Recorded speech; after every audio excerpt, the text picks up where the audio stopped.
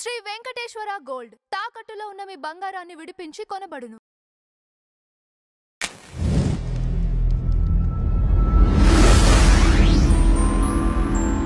నమస్తే అండి, welcome to tree media.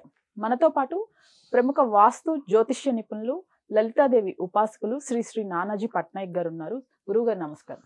శ్రీమాత్రే నమః. సార్, పవన్ కళ్యాణ్ గారు ఒక ప్రెస్ మీట్ లో ఎర్రచందనం, శేషాచల అడవుల్లో ఉండే ఎర్రచందనం సాక్షాత్తు శ్రీవారి నెత్తురు, ఆయన గాయపడితే వచ్చినవి అవన్నీ అని చెప్పేసి ఒక స్టేట్మెంట్ ఇచ్చారు. అవి శాస్త్రాల్లో ఉన్నాయి అని చెప్పేసి ఆయన చెప్పారు. అంటే ఇది ఏ రకంగా ఉంది, ఇది వాస్తవమేనా? చాలా మంచి ప్రశ్న వేశారండి. అది నిజమే. ఎందుకంటే చూడండి, మనకి ఎర్రచందనం ఎక్కువగా దొరికేది ఎక్కడ, ప్రపంచం మొత్తంలో కూడా చూసుకుంటే శేషాచలం అడవుల్లోనే, అందులో ఎటువంటి సందేహం లేదు కదా. అయితే మనకి శాస్త్రాల్లో ఆ యొక్క అంటే శ్రీవారు భూమి మీదకి వచ్చినప్పుడు అతను ఏం చేస్తాడంటే ఒకసారి పుట్టలో ఉంటాడు. అప్పుడు ఒక ఆవు రోజు వచ్చి ఆ పుట్టలో పాలు వదులుతూ ఉంటుంది. ఏదైతే ఆవుకి సంబంధించిన కాపర్లు ఉంటారు కదా, గో కాపర్లు, వాళ్ళు ఈ ఆవు ఎందుకు పాలు ఇవ్వట్లేదని వెనక ఎవరైనా పిండేస్తున్నారంటే చూద్దామని చూసేసరికి అది పాలు పుట్టలో వదలడం చూస్తాడు. చూసి దాని మీద ఒక గుణపం లాంటిది విసిరినప్పుడు దానికి తగలకుండా ఉండాలి అనేటువంటి భావంతో శ్రీవారు పైకి వస్తారు. ఇలాగ వెంకటేశ్వర స్వామి, అతనికి ఇక్కడ దెబ్బ తగులుతుంది. ఇప్పటికీ కూడా ఆ గుణపాన్ని తిరుపతిలో ఉందంటారు, కొంతమంది ఏమో అది కాదు, అది వేరేకి సంబంధించి వేరే స్టోరీ అంటూ ఉంటారు. దానికి చాలా కాంట్రవర్సీస్ ఉన్నాయి. అయితే ఇక్కడ ఏంటంటే ఫస్ట్ ఆఫ్ ఆల్ అది స్వామివారి రక్తంతో అయిందా అవ్వలేదా పక్కన పెడితే, అసలు మీరు తిరుపతికి వెళ్ళినప్పుడు ఆ తిరుపతి కొండ మీదకి వెళ్ళినప్పుడు ఆహ్లాదకరంగా ఎంతో హ్యాపీగా ఒక ఆక్సిజన్ ఫుల్గా పీల్చుకున్నట్టు ఉంటుంది. ఎందుకు ఉంటుంది? మనకి అన్ని చెట్లు చుట్టూ ఉన్నాయి కాబట్టి. మనం ఒక్కొక్కటి నరుక్కుంటూ వెళ్ళిపోతున్నాం అనుకోండి, ఇంకేమని చెప్పండి. మనకి అక్కడ పైకి ఎక్కినప్పుడు ఎందుకు కొండ మీదకి వెళ్ళినప్పుడు అది వస్తుందంటే, ఒకటి చెట్ల వల్ల, రెండవది ఏంటంటే మనకి శాస్త్రాల్లో ఉన్నటువంటి అంశం, ప్రతి క్షేత్రానికి మీరు ఏ క్షేత్రానికి వెళ్ళండి ఫీల్ కలుగుతుంది. అందులో పర్టికులర్గా తిరుపతికి వెళ్తే మరింత ఎక్కువ ఫీల్ కలుగుతుంది. క్షేత్రాలకి మన కంటికి కనబడకుండా, అంటే మన మాంసనేత్రానికి గోచరము కానటువంటి ఎన్నో దివ్య పురుషులు కావచ్చు, మహర్షులు కావచ్చు, దేవతలు కావచ్చు, ఇంద్రాది దేవతలు కావచ్చు, వీళ్ళందరూ వచ్చి స్వామివారిని దర్శనం చేసుకుని వెళ్తారు అనేటువంటిది మనకు శాస్త్రాల్లో ఉంటుంది. అందుకే వాళ్ళు తిరిగాడుతుంటారు. కాబట్టి మన వాళ్ళు పిల్లలు పుట్టట్లేదు, వివాహం అవ్వట్లేదు అంటే క్షేత్రానికి ఎందుకు వెళ్ళమంటారంటే, ఒక దేవతా స్వరూపం ఏదైతే ఉందో తనకి ఉన్నటువంటి ముఖ్య లక్షణం ఏంటంటే జాలిపడి ఇస్తూ ఉంటుంది. అలాగే మనకి సిద్ధులు కానివ్వండి, దివ్య పురుషులు కానివ్వండి, లేకపోతే ఈ దేవతా రూపంలో ఉండేవాళ్ళు కానివ్వండి, యక్షులు కానివ్వండి, గంధర్వులు కానివ్వండి, వీళ్ళందరూ ప్రతి క్షేత్రానికి వచ్చి, ఇప్పుడు మనకి చూడండి ఒకసారి పుష్కరాలు లేకపోతే కొన్ని పర్వదినాల్లో మన తీర్థాలకు వెళ్ళి స్నానం చేయాలండి అని చెప్తూ ఉంటారు. ఎందుకంటే వాళ్ళు కూడా వచ్చి స్నానం చేస్తారు. అలా ఎవరైనా ఆ సమయంలో గనక మనస్ఫూర్తిగా భగవద్ ధ్యానంలో ఉండి తలుచుకుంటున్నప్పుడు వాళ్ళు కరుణిస్తారు. అరే సంతానం లేదు కదా అని. వాళ్ళు గనక ఒక్కసారి సరే సంతానం కలుగ్గాక అనుకుంటే వీళ్ళకు ఉన్నటువంటి దోషాలన్నీ పోతాయి.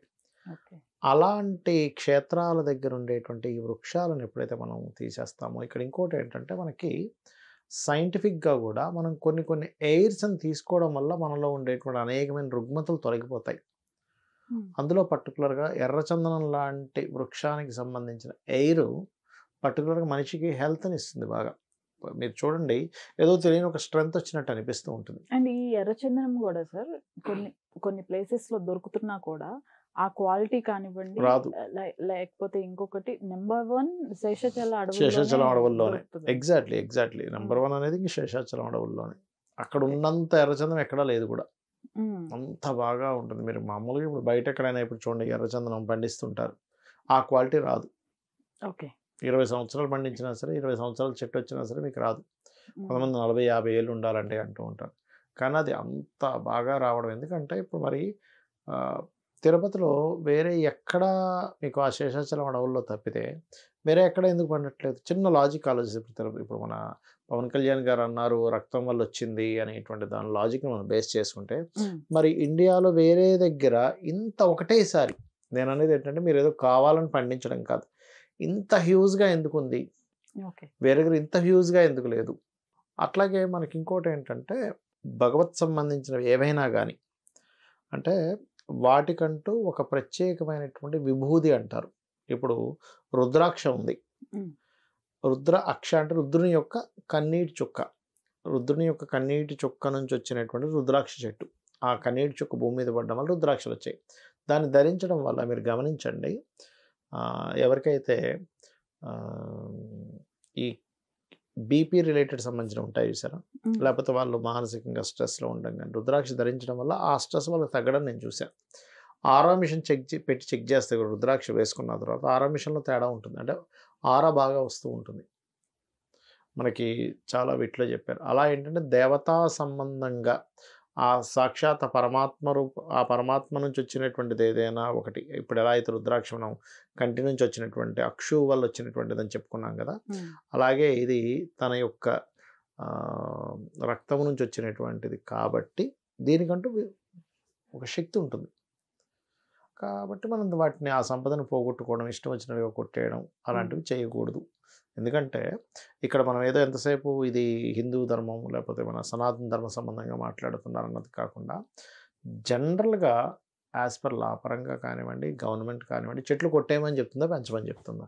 పెంచమని చెప్తాను. Simple logic. హ్మ్. ఎందుకంటే మనకు ప్రాణవాయువు కావాలి. ఇష్టం వచ్చినట్టు కొట్టుకుంటూ వెళ్ళిపోతే మంచిది కాదు.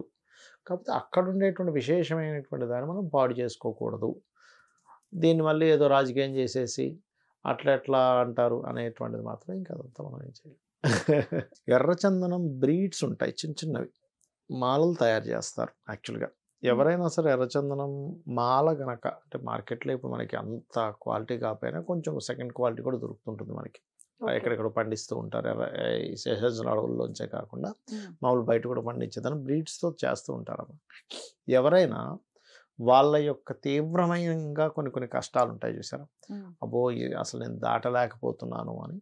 అలాంటప్పుడు ఎర్రచందనం బీడ్స్‌తో తయారు చేసినటువంటి మాల ఏదైతే ఉంటుందో 108 మాల ఏదైతే ఉంటుందో దాన్ని పట్టుకొని గనక జపం చేస్తే ఖచ్చితంగా వాళ్ళకి ఏదైతే ఇబ్బంది ఉందో తగ్గుతుంది.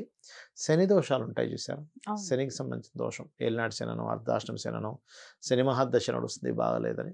అలాంటి వారు గనక పగడాల మాల గానీ, ఎర్రచందనం మాలతో గానీ చేసినట్లయితే, అలాగే తీవ్ర దేవతలుంటారు కొన్ని ఉగ్రదేవతా స్వరూపాలని, ఆ 2 మాలల్లో ఏదైనా ఒకటి తీసుకొని చేసినా కూడా ఖచ్చితంగా వాళ్ళకి తొందరగా సిద్ధించడము, వాళ్ళు ఇబ్బంది నుంచి బయటపడడం జరుగుతుంది.